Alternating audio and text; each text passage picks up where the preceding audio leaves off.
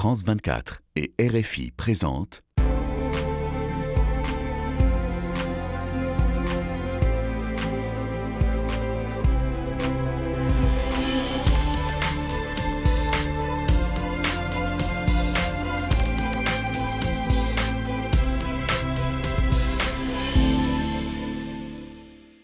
Bonjour à tous et merci de nous rejoindre pour Ici l'Europe. Le Parlement européen est toujours sous le coup du scandale du Qatargate avec des députés soupçonnés de corruption. Nous en parlons tout de suite avec Alberto Alemanno. Il est professeur de droit de l'Union européenne à HEC Paris, la grande école de commerce. Bonjour Monsieur Alemanno. Alors vous êtes en duplex avec nous depuis Bilbao en Espagne. Vous habitez en Espagne, vous êtes de nationalité italienne, vous travaillez à Paris, un Européen à vous tout seul en quelque sorte. Vous avez planché sur les questions de haute autorité, de la transparence et vous n'êtes d'ailleurs pas tout à fait opposé au lobbying puisque vous avez fondé le Good Lobby qui fournit analyses et guides pour aider les citoyens à prendre la parole et à agir sur les décisions locales, nationales et européennes, on le comprend bien. Alors on va parler beaucoup de Qatargate avec vous, mais on commence, si vous le voulez bien, par vous souhaiter une bonne année 2023. Bonne année à vous, bonne année à tout le monde. Oui, ainsi qu'à nos téléspectateurs, vous avez raison, et auditeurs. Une année qui commence sous présidence tournante du Conseil de l'Union européenne, de la Suède. Et ce nouveau gouvernement suédois, il est composé de 3 partis dirigés par le Premier ministre Kristersson, soutenu par l'extrême droite eurosceptique. Est-ce que ce parti, justement, eurosceptique, risque de faire sentir sa présence pendant ces 6 mois de présidence ? Sans doute, la présidence suédoise va être caractérisée par des petites tensions internes entre un pays qui n'a jamais été très proactif en matière d'intégration européenne et ses composantes. C'est un gouvernement, celui suédois, qui est plutôt conservateur, libéral, mais soutenu dans un gouvernement minoritaire par un parti plutôt controversé, les démocrates de Suède, qui font partie de la famille politique conservatrice en Europe, qui est lidérée par Madame Meloni, qui est le Premier ministre en Italie en ce moment. Il ne faut pas survaloriser les rôles de la présidence tournante du Conseil. Le rôle du gouvernement suédois va être simplement de définir l'agenda, quelles vont être les questions à traiter, mais il va être tributaire à la position de la Commission et du Parlement européen et bien évidemment de tous les gouvernements en ce moment. Ce programme de présidence, il est très léger, il n'y a pas de grands mots d'ordre, etc. Si ce n'est en effet, vous avez raison, de maintenir l'unité politique forgée à la suite de l'invasion de l'Ukraine par la Russie. Une ambition louable, maintenir cette unité des 27, mais réaliste.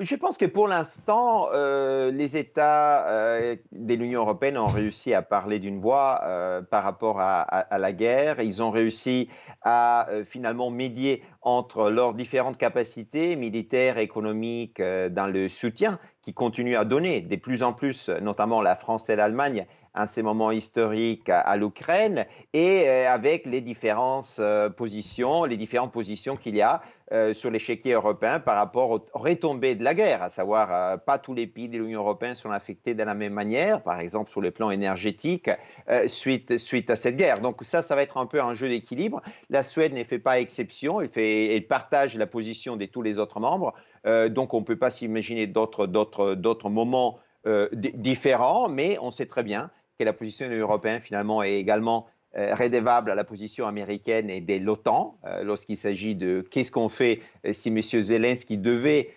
vraiment avoir l'ambition de récupérer tous les territoires, non seulement l'Est, mais également les territoires de la Crimée. Quelle balance l'Union européenne réussira à garantir? C'est des questions ouvertes. Le Qatargate est en train d'ébranler toutes les institutions et en premier chef, bien sûr, le Parlement de Strasbourg.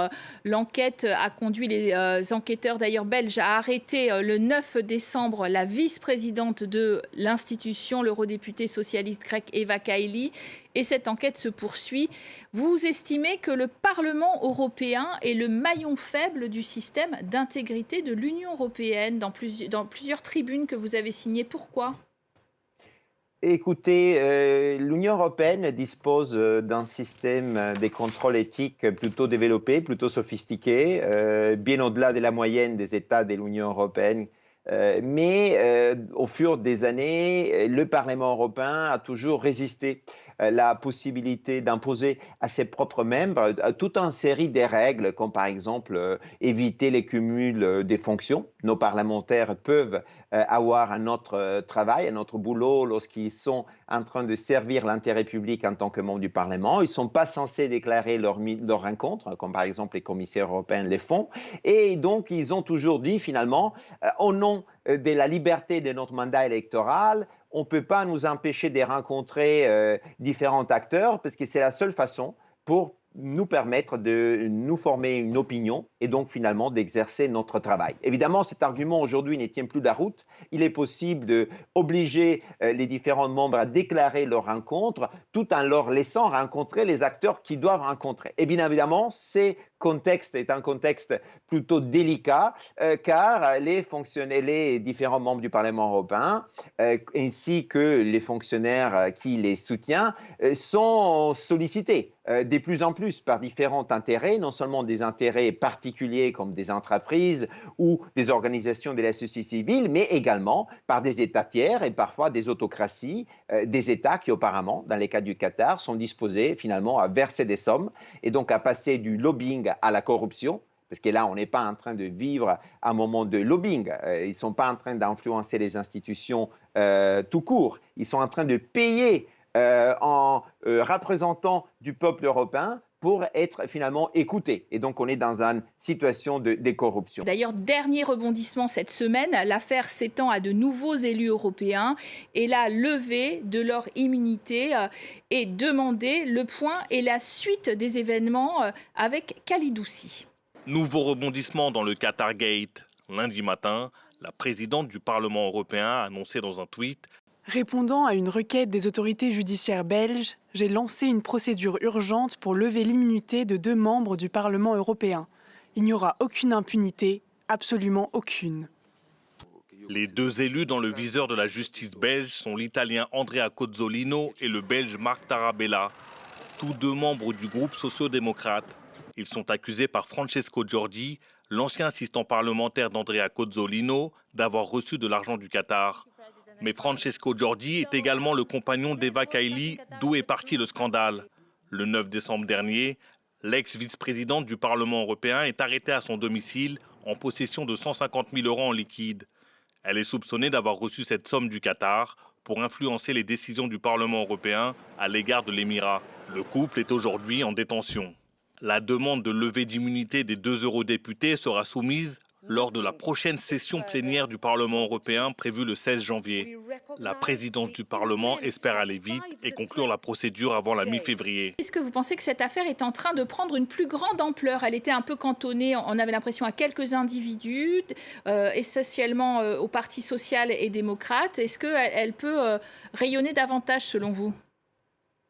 Lorsque le scandale a été annoncé au public, a été révélé, j'ai tout de suite réagi de la manière suivante. Je l'ai défini le plus gros scandale ayant jamais éclaboussé une institution qui est censée incarner l'exemplarité en matière de moralité publique. Et j'ai dit cela tout simplement parce qu'on ne s'attendait pas du tout dans les modes si rudimentaires et dans les modalités même d'exécution de ces scandales, qu'on avait des représentants qui auraient pu être susceptibles de ce type de comportement.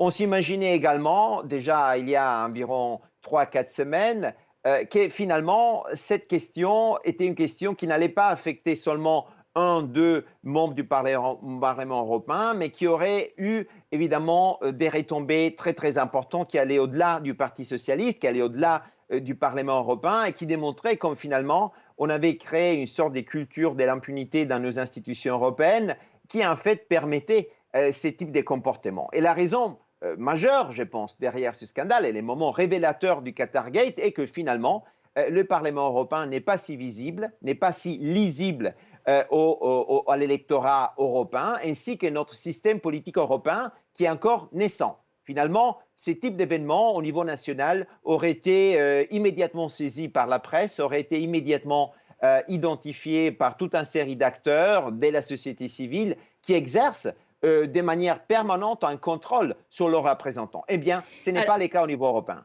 Alors, ce n'est pas le cas. Et puis, vous plaidez finalement depuis assez longtemps aussi pour une haute autorité de la transparence. Alors, pourquoi faire? Avec qui est-ce que les autres institutions doivent être d'ailleurs aussi régulées par cette haute autorité indépendante, un peu à la manière de la haute autorité française, peut-être sur la vie publique?